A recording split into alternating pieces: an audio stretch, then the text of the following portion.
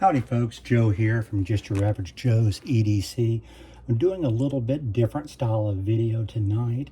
I'm actually doing it on truck EDC options, or what I call truck knives.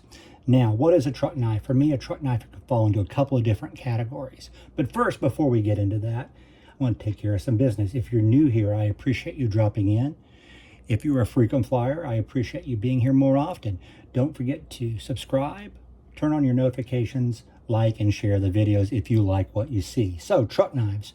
Truck knives fall into a couple of categories for me. There's just your general, usually modern pocket style type of knife that you're going to keep around the front seat of your truck, somewhere in the glove compartment, something like that, in case you forget your pocket knife when you walk out the front door. Then I have other styles that I keep in the bed of the truck because I have a camper or maybe a tactical knife in the front, in case you have to take care of some business or defend yourself. Now let's start with just your average pocket knife. Absolutely nothing special about this at all. It is simply a DeWalt tool, modern style knife. It's got a little flipper on here. I don't really care about flipper knives all that much. Absolutely nothing special about this knife. I keep it in a little visor organizer in my truck, along with a flashlight, a pen, a screwdriver, my garage door opener, my insurance, things of that nature. The reason why I own it is quite simple. One morning I got out the front door, got on my way to work, realized I didn't have my pocket knife, stopped at a Lowe's and bought it for under $10. Since then, it's been in my toolbox, it's been in a tool drawer. Eventually, I just got sick of getting to work and realizing I'd forgotten my pocket knife, and I bought that little organizer and created a spot for it in the truck, and I leave it there now, and it just lives there. So it doesn't get used that often. Occasionally I might be in the front seat, need to cut a zip tie or something like that, and it'll get used. Now, I do have a camper on the bed of my truck, and inside that camper I have a hunting setup. I have not had to use my camping setup in the back there too much in the last year or two, since I've had a camper on the lease I've been at, but before that I was camping in it quite frequently. I created a sort of a rack back there where I keep some, essentials. What I mean by essentials is a first aid kit, a pad for the seat that you're sitting in when you're laying up against the tree or something like that, a knife, some water, battery backup, all that kind of stuff. Just stays back and sort of lives in the truck. And this is just a little Remington survival style knife. What model number is this? I don't know. The paperwork for it and the box are long since lost into the dustbin of history, but it is extremely sharp. I know it's a stainless steel knife that was made in China. It's served me well over the years. I just sort of keep it in that little rack. I pull it out when I'm out on the lease or something. If I might need to cut a little piece of shrub, this works really well.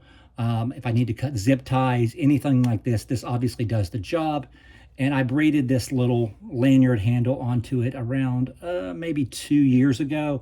I'm not the best at that in the world, but I don't think it turned out that bad. This new knife has seen a fair amount of use, but it doesn't look bad at all, and it's served its purpose pretty well. Now, in the front seat, in the glove compartment, I keep this, and this is the Gerber LMF. Now, if this is the 1 or the 2, I'm not for sure. I've had this a good long while. I'm going to say that I bet it's the LMF 1, but I am not 100% positive. When I was looking this knife up today online to verify the make and model, I was kind of shocked at the price. These are going for like $130 now. I bought this a long time ago, maybe 2012, 2013, somewhere in that range. I do not remember what I paid for it, but it was nowhere in that range, and my guess is it was about $70. It is a fantastic knife, and I have used it on many occasions. Fortunately, I've never had to defend myself, but regardless, I've used it for other chores at the lease or in the backyard or around the house, and it has performed extremely well. You'll see here that it says it was made in Portland, Oregon, the steel, which is great. It is a USA-made product. The handle on this is spectacular. I mean, the grip is amazing. The only bad thing is if it's really hot out, you may get sweaty and lose a little bit of grip. I did have a lanyard on this at one point, and it ended up getting kind of nasty. I tore it off. I'm going to probably need to make another one. It's got a window breaker on the back. It's got the Tonto point. I mean, this is a heck of a survival knife. Comes in this great sheath, and it locks in, and it will not come out until you get it out. You can hear it pop right there. These strap down, you can pop them in. It's in good shape. It's got the straps over on the back here, so that you can strap it to your leg or your backpack. I most often carry this when I was hunting on my backpack as just sort of a backup. It wasn't necessarily any knife that I was going to gut a deer with or anything like that, but found I needed to take care of chores around the lease or out in the wild, and this was a perfect knife for that. Now, there are some other things I keep in my truck, and this is not exactly a go bag. I certainly have a go bag. I'm not going to do the go bag tonight. This is a little go pouch. This actually probably began life as maybe a DS or a Nintendo Switch pouch. I'm not actually sure 100% where I got it. It may have been one of my kids at one point. But I found it works great as a little pouch for your EDC stuff that you're going to keep in your vehicle. And it fits perfectly in my door wheel. Now, I have a great big Ford F-150. If you have a smaller vehicle, this may not work the same, but the chances of you finding this exact little pouch are pretty slim. So I keep in here a couple of different things. I keep this great flashlight. This is the XML T6, and watch how bright this is. Look at this. I mean, granted, the lighting out here is not great at the moment. It's been real rainy today in Texas, but still, obviously extremely bright. I keep a micro, if I can get the little thing out, I keep a micro Leatherman in here because why not? I keep a pen and a journal just because you never know. I got a little lanyard for my sunglasses if you get out somewhere and you need that because you're having to take them off and on and off and on.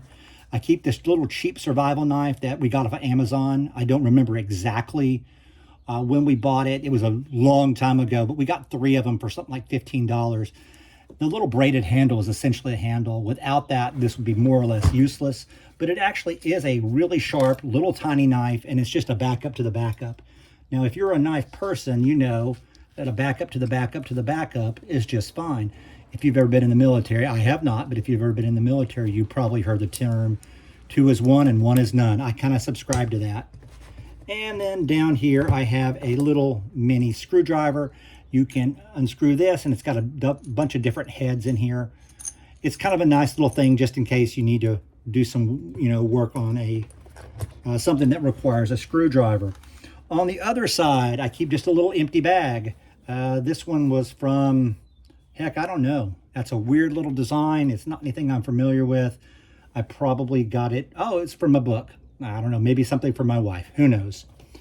I keep a charging cord. And then I keep this little device. Now, this is an awesome little power bank. You see it's got 3 different types of chargers here, USB, USB-C, and the Lightning. If I'm getting any of those wrong, I'm sorry, but you're probably familiar with them enough to know. It's also got a solar option right here, which is great. Now, this little device has been in my truck for probably 6 weeks in this zipper pouch. I had it fully charged when I put it in there. Look at that. It's still fully charged. Now, it may drain faster, who knows? But it's still fully charged after being in there for something like 6 weeks. That's awesome.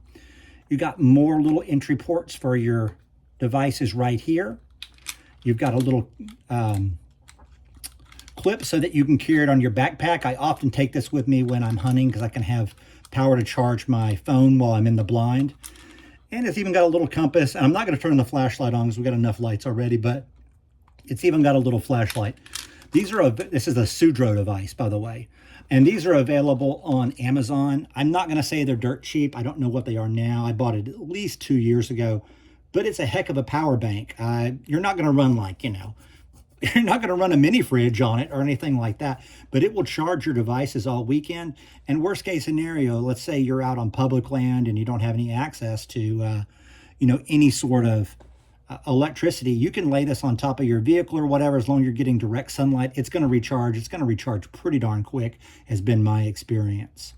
So anyway, these are just some little quick EDC options that I have in my truck at all times. It's sort of knife adjacent. It's not entirely about knives tonight, but EDC is part of our title, so I thought I would just share that tonight. I hope you enjoyed the change in the format for the evening. I don't know if any other videos are going to come out today.